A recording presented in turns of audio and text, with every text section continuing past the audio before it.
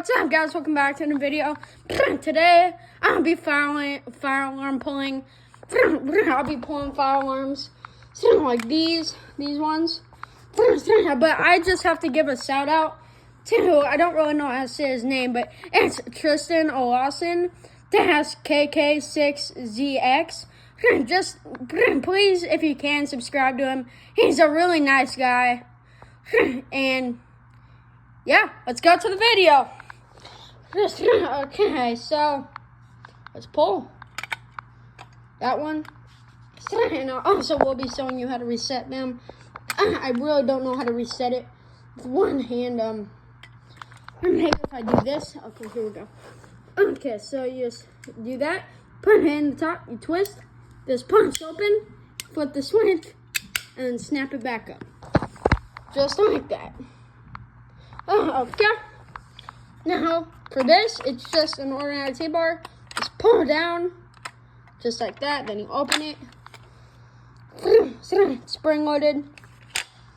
And then you close it and turn the key. So for BG12 conventional, it's a BG12L ADT. So you just push in, pull down. So, yeah. Then you have to open it. This one's already unlocked.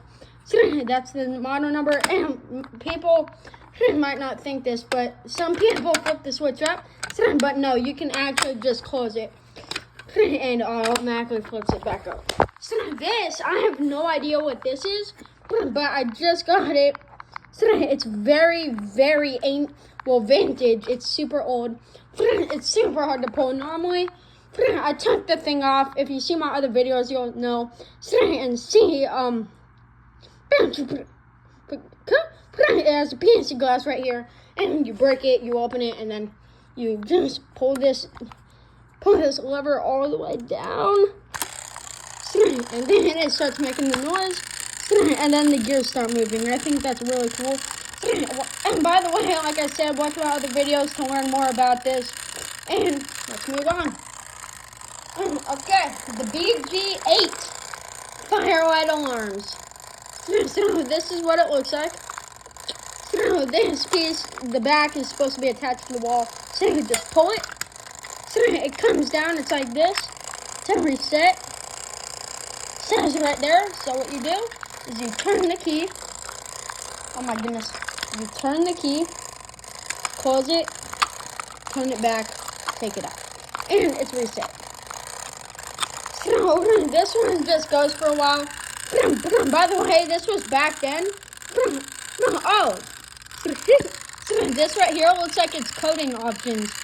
I don't know if that really is. I just think, for some reason, I haven't ever noticed that. And then it stops after a while. So that's pretty cool. I've wired this up before. I don't know how. I just was able to figure it out. So be positive to watch the other videos. And yeah, remember to like and subscribe. And see you guys next video. Bye, guys.